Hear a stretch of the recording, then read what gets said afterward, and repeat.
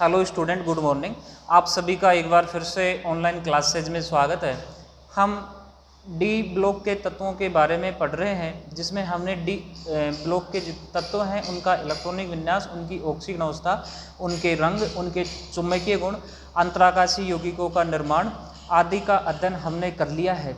अब हम डी उपकोष के जो तत्व हैं उनकी आयनन एंथैल्पी के बारे में अध्ययन करेंगे। तो हम हेडिंग लगाएंगे डी उपकोष के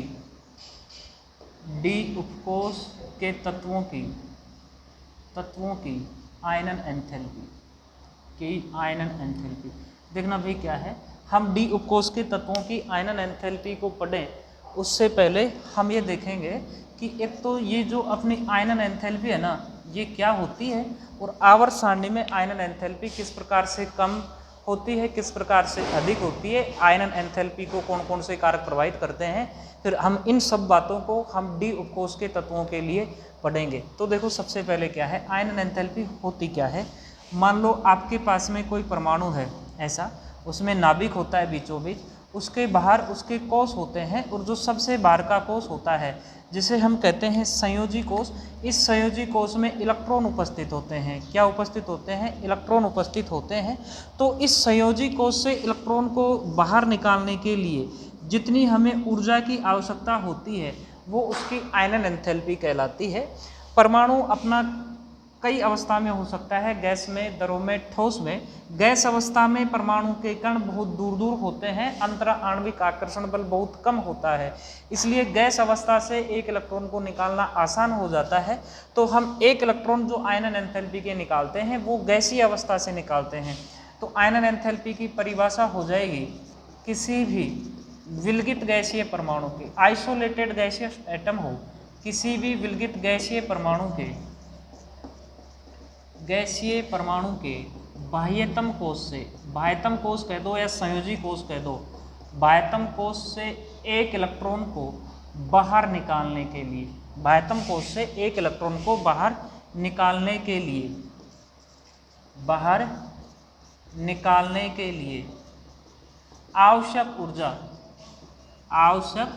ऊर्जा का न्यूनतम मान आयनन एंथैल्पी कहलाता है। अच्छा देखना भाई, आयनन एंथैल्पी होती है, आयनन एंथैल्पी कहलाता है। हमने न्यूनतम मान इसलिए लिया है, यदि मैं ये कह दूं कि कोई परमाणु है, वहाँ से एक इलेक्ट्रॉन को निकालने के लिए हमें जो ऊर्जा चाहिए वो 10 इलेक्ट्रॉन वोल्ट चाहिए। कितनी चाहिए हमें? वो ऊर्जा हमें मान लो 10 इलेक्ट्रॉन वोल्ट की आवश्यकता है। तो 10 इलेक्ट्रॉन वोल्ट देंगे तो एक इलेक्ट्रॉन निकल जाएगा। लेकिन यदि हम 11 इलेक्ट्रॉन वोल्ट दें, हम 15 इलेक्ट्रॉन वोल्ट दें, तो भी वहाँ से इलेक्ट्रॉन निकल जाएगा। लेकिन हमें जो ऊर्जा काम में लेनी है वो क्या लेनी है? कम से कम ऊर्जा काम में लेनी है। ये अपनी होगी आयनन एंथैल्पी। क्या है? किसी भी विलगित गैसीय परमाणु के बाह्यतम कोष से एक इलेक्ट्रॉन को निकालना पड़ गया, उस स्थिति में हमें जितनी ऊर्जा की आवश्यकता है वो उसकी कहलाती है आयनन एंथैल्पी। अच्छा अब देखो, आवर्त सारणी में आयनन एंथैल्पी किस प्रकार से कम अधिक होती है। तो एक बात का हम ध्यान रखेंगे कि आवर्त सारणी में हम बाएं से दाएं जाएं। क्या करें? आवर्त सारणी में हम बाएं से दाएं जाएं। तो होता क्या है, बाएं से दाएं जाने पर प्रभावी नाभिकीय आवेश बढ़ता है, जिसके कारण आकार में क्या आती है? कमी आती है। मान लो इधर आकार ये है, तो इधर जैसे जैसे हम जाएंगे आकार में क्या हो जाएगी? कमी हो जाएगी। आकार कम हो गया, इसका मतलब ये जो बाह्यतम कोष के इलेक्ट्रॉन है यहाँ, जिन इलेक्ट्रॉनों पे इस नाभिक का आकर्षण बल क्या रहेगा? अधिक रहेगा। धीरे धीरे अधिक हो जाएगा, इधर और भी अधिक हो गया तो यहाँ से इलेक्ट्रॉन को निकालना क्या हो जाता है? मुश्किल हो जाता है। लेकिन फिर भी हमें तो उस ऊर्जा का मान ज्ञात करना है जो एक इलेक्ट्रॉन को निकालने के दौरान देनी पड़े। तो यहाँ ऊर्जा हमें अधिक देनी पड़ेगी, क्योंकि यहाँ जो इलेक्ट्रॉन है उन पर नाभिक का आकर्षण बल क्या रहता है? अधिक रहता है। तो हम कहेंगे किसी आवर्त सारणी में हम बाएं से दाएं जा रहे हैं तो आयनन एंथैल्पी क्या होती है? बढ़ती है। ठीक है। अच्छा अब दूसरी बात हमें देखें कि आवर्त सारणी में यदि हम ऊपर से नीचे आए, भाई आवर्त सारणी में ऊपर से किधर आए? नीचे आए। ऊपर से नीचे आने का मतलब है हम किसी भी वर्ग में आ रहे हैं। जब ऊपर से नीचे आ रहे हैं तो n का मान बढ़ता है जो n यहाँ होती है मुख्य क्वांटम संख्या। किसका मान बढ़ता है? मुख्य क्वांटम संख्या का मान बढ़ता है। कोष की संख्या बढ़ती है जिसके कारण परमाणु का आकार क्या हो जाता है? अधिक रहता है। मान लो मुख्य क्वांटम संख्या पहले 2 थी, फिर 3 हो गई, फिर 4 हो गई, तो 2 के लिए परमाणु की संरचना बनाएं तो उसमें 2 ही कोष रहेंगे। 3 वाले के लिए बनाएं तो उसमें कोष की संख्या हो गई 3। 4 वाले के लिए बनाएं तो ये नाभिक और इसमें कोष हो जाएंगे 4, 1 2 3 और कितने हो गए? 4। जब हम ऊपर से नीचे आए तो परमाणु का आकार बढ़ गया। परमाणु का आकार बढ़ गया तो नाभिक का बाह्यतम कोष पर के इलेक्ट्रॉनों पर जो आकर्षण बल था वो क्या हो जाता है? कम। भाई सीधी सी बात है, आकर्षण बल कम होता है ना, तभी उसका आकार बढ़ता है। तो यहाँ क्या है, इन इलेक्ट्रॉनों पर, जो यहाँ इलेक्ट्रॉन है उन पर नाभिक का आकर्षण बल क्या है? बहुत कम है, बहुत कम है। मान लो ये इलेक्ट्रॉन है, यहाँ नाभिक का आकर्षण बल कम है, तो यहाँ से इलेक्ट्रॉन को निकालना क्या हो गया? आसान हो गया। इलेक्ट्रॉन निकालना आसान हो गया, इसका मतलब जो हमें ऊर्जा चाह रही थी उसका मान हमें क्या चाहिए? कम चाहिए। जब हमें ऊर्जा कम चाहिए तो आयनन एंथैल्पी क्या हो जाती है? कम हो जाती है। तो हम कहेंगे वर्ग में ऊपर से नीचे आने पर आयनन एंथैल्पी क्या हो जाती है? कम हो जाती है। अच्छा देखो, एक खास बात निकल के आई है कि बाएं से दाएं गए तो आयनन एंथैल्पी बढ़ी, क्योंकि परमाणु आकार क्या हो गया था? कम। ऊपर से नीचे आ रहे हैं तो आयनन एंथैल्पी क्या हो रही है? कम, क्योंकि परमाणु आकार क्या हो गया? बढ़ गया। परमाणु आकार बढ़ रहा है, आयनन एंथैल्पी कम हो रही है। यहाँ आयनन एंथैल्पी बढ़ रही है क्योंकि परमाणु आकार क्या हो रहा था? कम हो रहा था। तो हम एक संबंध निकाल लेंगे किस किस के बीच में? आयनन एंथैल्पी और परमाणु आकार के बीच में। हमें पता है परमाणु आकार बढ़ा तो आयनन एंथैल्पी क्या हो गई? कम हो गई। तो हम कहेंगे परमाणु आकार के समानुपाती न होकर क्या होती है? ये व्युत्क्रमानुपाती होती है। कौन? आयनन एंथैल्पी। अच्छा अब देखो क्या है, अब हम डी उपकोष के तत्वों की आयनन एंथैल्पी देखें तो अपनी आवर्त सारणी कुछ इस तरह से रहती है, मुख्यतः इस प्रकार से। यहाँ एस उपकोष आता है, यहाँ डी उपकोष आता है, यहाँ पी उपकोष आता है। इधर से इधर हम आते हैं तो पहले हमें एस उपकोष आएंगे, उसके बाद में डी उपकोष आएगा, उसके बाद में कौन से तत्व आएंगे? पी उपकोष के तत्व आएंगे। इधर से इधर यदि हम आ रहे हैं तो आकार में क्या हो रही है? कमी हो रही है। तो आयनन एंथैल्पी क्या होगी? बढ़ेगी। इसका मतलब एस से ज़्यादा डी की और डी से ज़्यादा पी की। हमें किन के बारे में देखना है? डी की। तो डी से ज़्यादा किसकी रहेगी? पी की, और कम किसकी रहेगी? एस की। तो क्या हम ये कह दें कि डी उपकोष के तत्वों की आयनन एंथैल्पी है ना डी की, एस से तो क्या हो जाएगी? अधिक, और पी से क्या हो जाएगी? कम हो जाएगी। ये किसका क्रम आ गया? आयनन एंथैल्पी का। अच्छा अब ये आयनन एंथैल्पी क्या होती है वो हमने देख लिया। आवर्त सारणी में किस प्रकार से घटती है बढ़ती है वो हमने देख लिया। एक नई लॉजिक हमने निकाला है, परमाणु आकार बढ़ने पर आयनन एंथैल्पी क्या होती है? कम होती है। और हम ये कहेंगे डी उपकोष के लिए आयनन एंथैल्पी एस से तो ज़्यादा है, जबकि पी उपकोष से क्या रहती है? कम रहती है। अब अपने जो 3D श्रेणी है या डी उपकोष की जो श्रेणियां हैं 3D, 4D, 5D और 6D श्रेणी, इन श्रेणियों में आयनन एंथैल्पी किस प्रकार से कम अधिक होती है तथा आयनन एंथैल्पी से संबंधित कौन कौन से किस प्रकार से प्रश्न जो अपने एग्जाम में आते हैं, चाहे बोर्ड एग्जाम हो, कंपटीशन एग्जाम हो, उन सभी प्रश्नों के बारे में हम अध्ययन करेंगे। ठीक है, तो देखना क्या है, एक चीज़ का ध्यान रखना, सामान्यतः क्या होगा कि 3D श्रेणी में हम स्केडियम से जिंक की तरफ जाते हैं।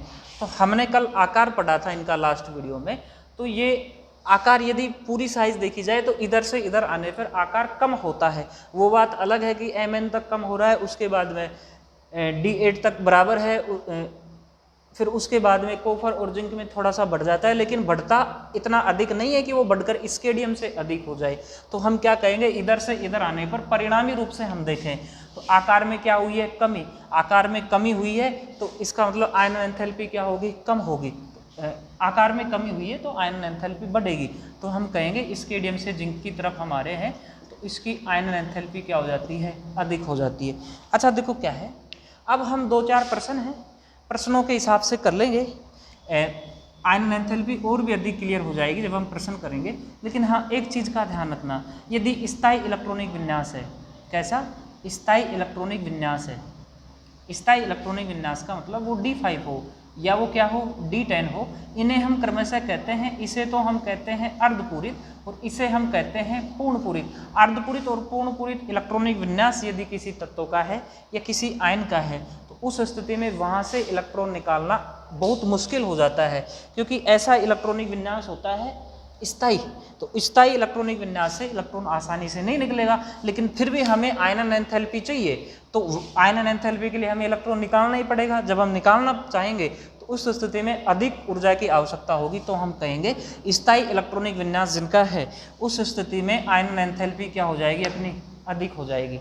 ठीक, दो बातें, स्थायी इलेक्ट्रॉनिक विन्यास है तो आयनन एंथैल्पी अधिक है, और यदि परमाणु आकार कम है तो आयनन एंथैल्पी अधिक है, परमाणु आकार अधिक है तो आयनन एंथैल्पी क्या है अपनी, कम है। ठीक, अच्छा देखो क्या है, अब हम एक प्रश्न करते हैं कि जिंक के लिए, एक प्रश्न है आया हुआ है, जिंक के लिए तृतीय आयनन एंथैल्पी अधिक होती है, अधिक होती है क्यों? ठीक, अच्छा देखो क्या है, तृतीय आयनन एंथैल्पी का मतलब क्या है, पहले तो हम ये देखें। सबसे पहले हम निकालें जिंक का इलेक्ट्रॉनिक विन्यास, यदि हम लिखें तो जिंक का इलेक्ट्रॉनिक विन्यास होता है ये,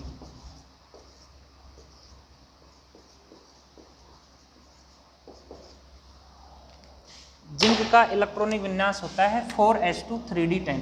4s की हम बनाएं तो ये 2 इलेक्ट्रॉन, डी कोष में 5 कक्षक हैं, इलेक्ट्रॉनिक विन्यास भरें तो सभी में ये d10 इलेक्ट्रॉनिक विन्यास है, ये पूर्ण पूरित इलेक्ट्रॉन विन्यास है। अच्छा देखो, तृतीय आयनन एंथैल्पी का मतलब क्या है, यदि हमें एक इलेक्ट्रॉन निकालना पड़ गया ना, उस स्थिति में जो ऊर्जा चाहिए वो प्रथम आयनन एंथैल्पी, दूसरा इलेक्ट्रॉन के लिए चाहिए तो द्वितीय, और तीसरा इलेक्ट्रॉन के लिए हमें जो उतनी ऊर्जा चाहिए वो क्या होगी, इसकी तृतीय आयनन एंथैल्पी। अच्छा देखो, प्रथम आयनन एंथैल्पी में इलेक्ट्रॉन जाएगा s उपकोष से, तो यहाँ कितने इलेक्ट्रॉन बच गए, एक। द्वितीय आयनन एंथैल्पी में क्या होगा, फिर से s उपकोष में जाएगा, 2 आयनन एंथैल्पी तक तो हम यहाँ तक आ गए। तृतीय आयनन एंथैल्पी यदि हम ज्ञात करें, तृतीय आयनन एंथैल्पी हम ज्ञात करें तो इलेक्ट्रॉन कहाँ से निकालना पड़ेगा, हमें डी उपकोष से निकालना पड़ेगा, जो कि d10 इलेक्ट्रॉनिक विन्यास के कारण क्या है, पूर्ण पूरित इलेक्ट्रॉन विन्यास है। पूर्ण पूरित इलेक्ट्रॉनिक विन्यास है, इनकी सममिति समान होती है, इनमें इलेक्ट्रॉनों का समान वितरण होता है, इसलिए पूर्ण पूरित इलेक्ट्रॉनिक विन्यास अधिक स्थायी होता है। तो हम कहेंगे तृतीय आयनन एंथैल्पी के लिए इलेक्ट्रॉन कहाँ से निकलेगा, d10 से निकालना पड़ेगा, और d10 क्या है, पूर्ण पूरित इलेक्ट्रॉनिक विन्यास के कारण, कैसा इलेक्ट्रॉनिक विन्यास है, पूर्ण पूरित इलेक्ट्रॉनिक विन्यास है, जिसके कारण ये क्या होता है, स्थायी इलेक्ट्रॉनिक विन्यास है। क्या है, स्थायी इलेक्ट्रॉनिक विन्यास है, और आसानी से यहाँ से इलेक्ट्रॉन नहीं निकाल पाते, लेकिन फिर भी हमें निकालना पड़े तो बहुत अधिक ऊर्जा देनी पड़ेगी, इसलिए तृतीय आयनन एंथैल्पी क्या हो गई, अधिक हो गई। ठीक, सेम ऐसा ही प्रश्न हम यदि स्केडियम के लिए लें, स्केडियम के लिए तृतीय आयनन एंथैल्पी कम होती है, बहुत कम होती है, बहुत कम होती है। कारण देखो क्या है, यदि हम पहले स्केडियम के इलेक्ट्रॉन विन्यास लिखें, स्केडियम के इलेक्ट्रॉन विन्यास 4s2 3d1, ठीक है, 4s में कितने इलेक्ट्रॉन है, 2, और डी उपकोष में कितने इलेक्ट्रॉन है, केवल 1 इलेक्ट्रॉन है। तृतीय आयनन एंथैल्पी के लिए हमें 3 इलेक्ट्रॉन निकालने पड़ेंगे, पहला इलेक्ट्रॉन 4s से गया, दूसरा इलेक्ट्रॉन 4s से गया। अच्छा, अब हम बारी आती है तीसरे इलेक्ट्रॉन को निकालने के लिए। जब हम तीसरा इलेक्ट्रॉन निकालें तो तीसरा इलेक्ट्रॉन कहाँ से जाएगा, डी उपकोष से, और डी में अब कितने इलेक्ट्रॉन है, 1 इलेक्ट्रॉन है, डी उपकोष में 1 ही इलेक्ट्रॉन है, इसलिए यहाँ से इलेक्ट्रॉन क्या हो जाएगा, आसानी से निकल जाएगा। तो स्केडियम के लिए तृतीय आयनन एंथैल्पी क्या हो गई, कम हो गई। आप क्या कारण कहोगे कि स्केडियम के लिए तीसरा इलेक्ट्रॉन डी उपकोष से निकालते हैं, उस स्थिति में डी में 1 ही इलेक्ट्रॉन है, 1 ही इलेक्ट्रॉन है, आसानी से अपना इलेक्ट्रॉन दे देगा और अपना अष्टक पूरा करना चाहेगा जल्दी से जल्दी है स्केडियम, इसलिए अष्टक पूरा करना चाहेगा। इसका मतलब 2 इलेक्ट्रॉन यहाँ से गए, 1 यहाँ से गए, कितने बच गए, 1 भी नहीं बचा, तो 4s में 0, 3d में भी कितने 0। अब स्केडियम का इलेक्ट्रॉन विन्यास किसके जैसा हो जाएगा, AR के जैसा हो जाएगा, अष्टक पूरा करना चाहेगा, इसलिए स्केडियम की तृतीय आयनन एंथैल्पी क्या हो गई, कम हो गई। अच्छा देखो क्या है, अब 1-2 प्रश्न और हैं, उनकी ओर हम तुलना कर लेते हैं। देखो क्या प्रश्न है, यदि हम प्रथम द्वितीय आयनन एंथैल्पी की तुलना करें तो देखो एक प्रश्न हम कर रहे हैं कॉपर और जिंक को लेकर, जिंक व कॉपर के लिए, जिंक व कॉपर के लिए हम इनका इलेक्ट्रॉनिक विन्यास लिखें तो जिंक का इलेक्ट्रॉनिक विन्यास ये है 4s2 3d10, कॉपर का इलेक्ट्रॉनिक विन्यास ये होता है भाई 4s1 3d10। इनके कक्षक हम बनाएं तो ये डी उपकोष में इसके पास 10 इलेक्ट्रॉन, तो इस प्रकार से इनका इलेक्ट्रॉनों का वितरण रहता है। इसके पास s उपकोष में 1 इलेक्ट्रॉन है और डी उपकोष में इसके पास में 10 इलेक्ट्रॉन है। अच्छा अब देखना होगा क्या, यदि हम प्रथम इलेक्ट्रॉन निकालें या हम कहें यहाँ से एक इलेक्ट्रॉन निकालें, क्या निकालें, -1 इलेक्ट्रॉन। एक इलेक्ट्रॉन निकालें कहाँ से निकलेगा, 4s उपकोष से निकलेगा। 4s उपकोष से एक इलेक्ट्रॉन निकालने के बाद में इसका इलेक्ट्रॉनिक विन्यास कुछ इस प्रकार से हो गया, जिसमें s उपकोष में 1 इलेक्ट्रॉन और d उपकोष में क्या रहेंगे, 10 इलेक्ट्रॉन। अब ये जो 1 इलेक्ट्रॉन निकाला है ना, इस स्थिति में जो ऊर्जा आई है जो हमें चाहिए वो क्या है, प्रथम आयनन एंथैल्पी। अभी हम ये नहीं देखेंगे कि यहाँ आयनन एंथैल्पी हमें कम लगी या अधिक लगी, पहले हम कॉपर के लिए भी 1 इलेक्ट्रॉन निकाल लेते हैं। जब हम कॉपर के लिए भी 1 इलेक्ट्रॉन निकाल लेंगे तो इसका इलेक्ट्रॉनिक विन्यास कुछ इस प्रकार से आ जाएगा, -1 इलेक्ट्रॉन, देखो ये आ गया, इसमें एक भी नहीं बचा, यहाँ 10 इलेक्ट्रॉन बच गए, ठीक है। अच्छा देखो क्या है, अब इसकी और इसकी तुलना करें। यहाँ से 1 इलेक्ट्रॉन हमने निकाला है 4s उपकोष से, जिसमें 4s में 1 इलेक्ट्रॉन था, जबकि जिंक के लिए 1 इलेक्ट्रॉन निकाला है हमने, s में 2 इलेक्ट्रॉन थे, ये अधिक स्थायी था, ये कम स्थायी है इसकी तुलना में। तो 1 इलेक्ट्रॉन निकालने के लिए जिंक में क्या चाहिए, अधिक ऊर्जा चाहिए, तो हम कहेंगे क्या कि प्रथम आयनन एंथैल्पी है ना, प्रथम आयनन एंथैल्पी किस में अधिक चाहिए, जिंक में चाहिए, किससे, कॉपर से। अब हम यही क्रम किसके लिए देखेंगे, द्वितीय आयनन एंथैल्पी के लिए। किसके लिए देखेंगे, द्वितीय आयनन एंथैल्पी के लिए। अच्छा देखो क्या है, यहाँ से 1 इलेक्ट्रॉन निकल गया, इलेक्ट्रॉन पे आवेश कौन सा है, माइनस का आवेश है। अब ये जिंक नहीं बचा, अब ये यहाँ ये इलेक्ट्रॉन विन्यास हम लिखें तो ये किसका है, जिंक प्लस का है।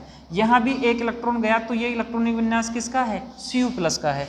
अब यहाँ से दोनों से हमें 1-1 इलेक्ट्रॉन निकालना पड़ जाए, यहाँ भी दोनों से यदि हम 1-1 इलेक्ट्रॉन निकालें तो यहाँ से 1 इलेक्ट्रॉन कहाँ जा रहा है, 4s से जा रहा है, आसानी से इलेक्ट्रॉन निकल जाएगा, यहाँ d10 बच जाएंगे, ठीक है। यहाँ से अब 1 इलेक्ट्रॉन निकालना पड़ रहा है, तो कहाँ से निकालना पड़ रहा है, d10 से निकालना पड़ रहा है। d10 क्या है, पूर्ण पूरित इलेक्ट्रॉनिक विन्यास है। पूर्ण पूरित के कारण ये क्या है, स्थायी इलेक्ट्रॉनिक विन्यास है। क्या है, स्थायी इलेक्ट्रॉनिक विन्यास है।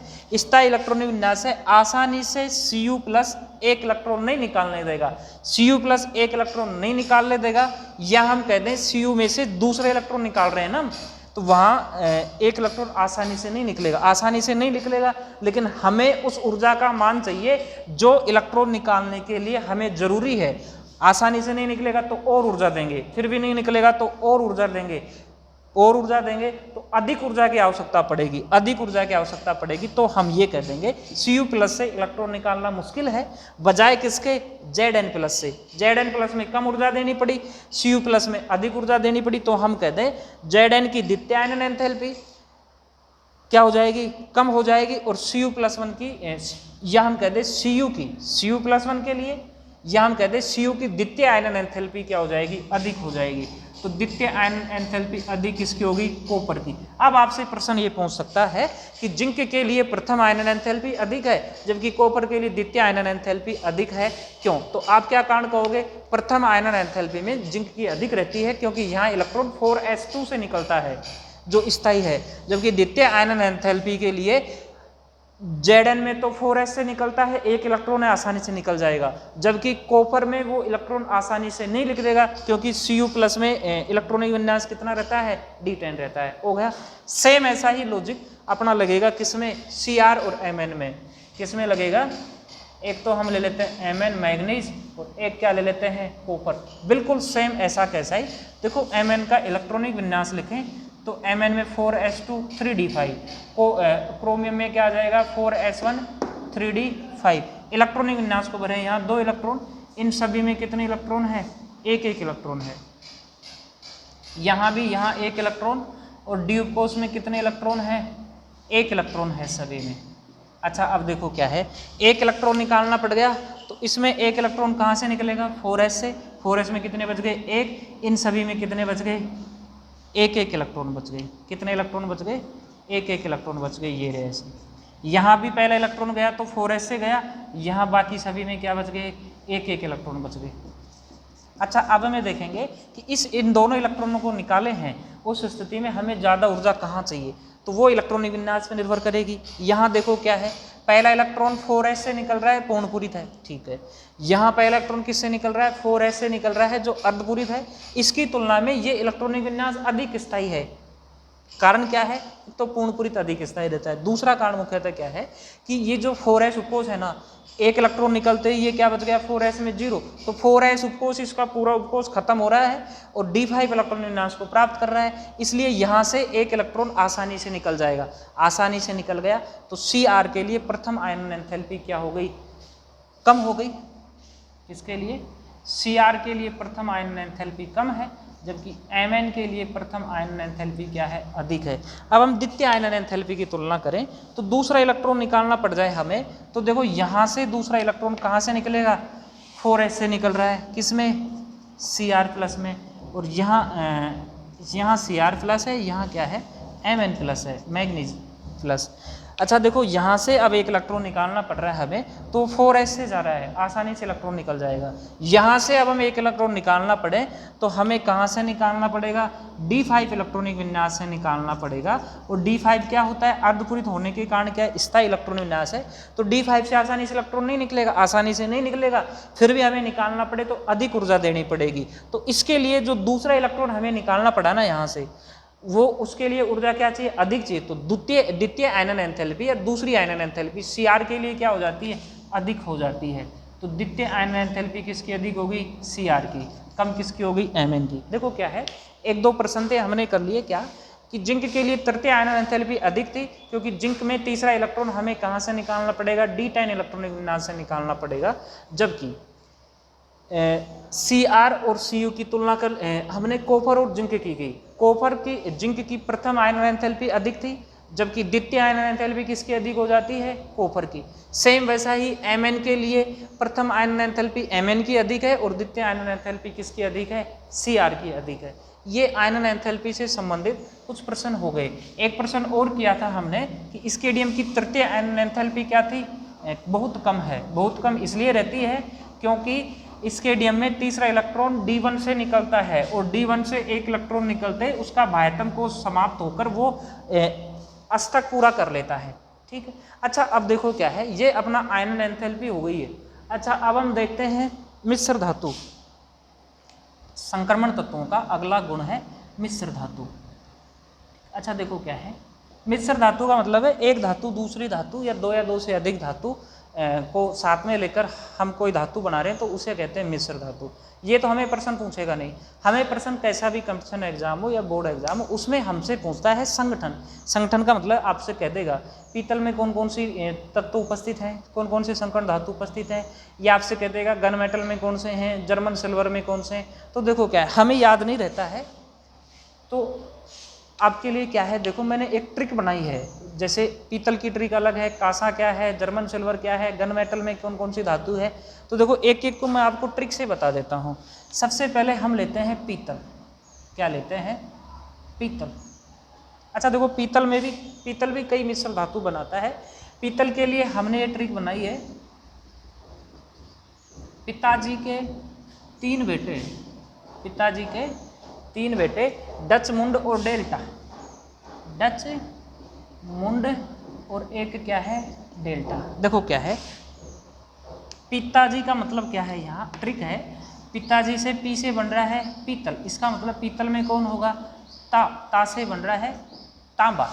और जी से बन रहा है जिंक। क्या बन रहा है? जिंक। Zn। यहाँ तांबा रहता है 70% और जिंक रहता है 30%। अच्छा देखो क्या है, तांबा और जिंक मिलकर पीतल के दूसरे प्रकार की मिश्र धातु भी बनाते हैं, जिसे हम कहते हैं, एक तो हो जाएगा डच मेटल। क्या हो जाएगा? Dutch metal. एक होता है मुंड मेटल और एक होता है डेल्टा मेटल। क्या होता है? Delta metal. इन तीनों में ही जो तांबे की प्रतिशत मात्रा डच में ज़्यादा है, फिर मुंड में, और फिर क्या है? डेल्टा में। सबसे ज़्यादा किस में? डच में, फिर किस में है? मुंड में, और फिर किस में है? डेल्टा में। ये प्रश्न सेकंड ग्रेड में पूछा गया। आरपीएससी जो सेकंड ग्रेड एग्जाम हुआ उसमें पूछा गया था कि जो मिश्र धातु हैं जो पीतल वाली है, इनमें कॉपर का क्रम क्या है? कॉपर किस में ज़्यादा मिलेगा? सबसे ज़्यादा डच में, फिर मुंड में, और फिर क्या है? डेल्टा में। तो पीतल हो गया। आप सिर्फ इतना ध्यान रख लेना, पीतल से क्या है? पिताजी, पी से पीतल, ता से तांबा, जिंक से जी से जिंक। ठीक है। अच्छा देखो अब दूसरी क्या है, दूसरी मिश्र धातु अपने है कांसा, दूसरी मिश्र धातु क्या है, कांसा है। इसकी ट्रिक है कच्चा टीका, कच्चा या कच्चा टीका। ठीक, तो देखो इससे क्या है, कच्चा से तो बन रहा है कांसा, क्या बन रहा है, कांसा। टी से बन रहा है टिन, और का से बन रहा है कॉपर, Cu। इसमें टिन तो रहता है 10% और Cu रहता है 90%। हो गया। अगली मिश्र धातु अपनी जो ट्रिक है वो है जर्मन सिल्वर। क्या है, जर्मन सिल्वर। तो देखो क्या है, इसके लिए आपको क्या ट्रिक ध्यान रखनी है, आपको ये करना है कि कजन है ना आपका, कजन जर्मनी में रहता है, कजन जर्मनी में रहता है, कजन जर्मनी में रहता है। कैसे बन रहा है, कॉपर Cu, जैसे बन रहा है जिंक, जैसे बन रहा है जिंक Zn, नैसे बन रहा है निकल, क्या बन रहा है, निकल Ni। तो Cu, Zn और Ni क्या ट्रिक है, कजन जर्मनी में रहता है, कॉपर, जिंक और क्या है, निकल। हो गया। उसके बाद में है अपना क्या है, एक गन मेटल। क्या है, गन मेटल, गन मेटल। ठीक है। अच्छा देखो क्या है, गन मेटल क्या है, इसकी ट्रिक ये है कि गन को पॉकेट में रखो, पॉकेट में मतलब जैकेट में, गन को जैकेट में रखो, गन को जैकेट में रखो। तो देखो क्या है, इससे तो बन रहा है जिंक Zn, जैसे कैसे बन रहा है कॉपर, कैसे बन रहा है tin Sn, zinc, zinc copper, और एक क्या बन रहा है आपका टिन। एक और बच जाते हैं आपके, एक तो बचता है स्टील और एक बचता है आपके, स्टील में तो रहता है Fe+C, एक है स्टेनलेस स्टील। क्या है, स्टेनलेस स्टील। तो देखो क्या है, इसकी ट्रिक है कोई फिक्र नहीं, इसकी ट्रिक है कोई फिक्र नहीं, कोई फिक्र नहीं। कोई से बन रहा है C, फी से बन रहा है Fe, फिकर Cr Ni, ये carbon plus Fe plus Cr plus Ni, ये आपके जो मिश्र धातुएं हैं उनकी ट्रिक है। देखना क्या है, पीतल, पिताजी के 3 बेटे डचमुंड और डेल्टा। आपको ये 3 बेटे डचमुंड डेल्टा नहीं ध्यान रहे कोई बात नहीं, इतना ध्यान रखना, पीतल पिताजी, पी से पीतल, ता से तांबा, जिंक से, जी से जिंक। कांसा, कच्चा टीका, ये कांचा टीका, कांचा से या कच्चा से बन रहा है कांसा, टीका से बन रहा है टिन, प्लस में का से बन रहा है कॉपर। जर्मन सिल्वर, कजन कहाँ रहता है, जर्मनी में रहता है। कैसे कॉपर, जैसे जिंक, नैसे निकल। तो कॉपर, जिंक और निकल ये इंपॉर्टेंट है इसमें। जर्मन सिल्वर ये पूछ लिया जाता है, जर्मन सिल्वर का संगठन बताओ, इसलिए पूछ लिया जाता है, कंपटीशन एग्जाम में हमेशा पूछता है। नाम जर्मन सिल्वर है, सिल्वर का मतलब Ag, अर्जेंटेनम Ag होना चाहिए, लेकिन इसमें Ag है ही नहीं, इसलिए ये पूछता है। एक है गन मेटल, गन को कहाँ रखो, जैकेट में रखो, जैकेट का मतलब है जिंक, जैसे जिंक, कैसे कॉपर, तैसे टिन। हो गया। अच्छा स्टील है Fe+ कार्बन, एक है स्टेनलेस स्टील, इसके बनाते हैं हम प्रेस, प्रेस के जो नीचे की हिस्सा होता है वो इसका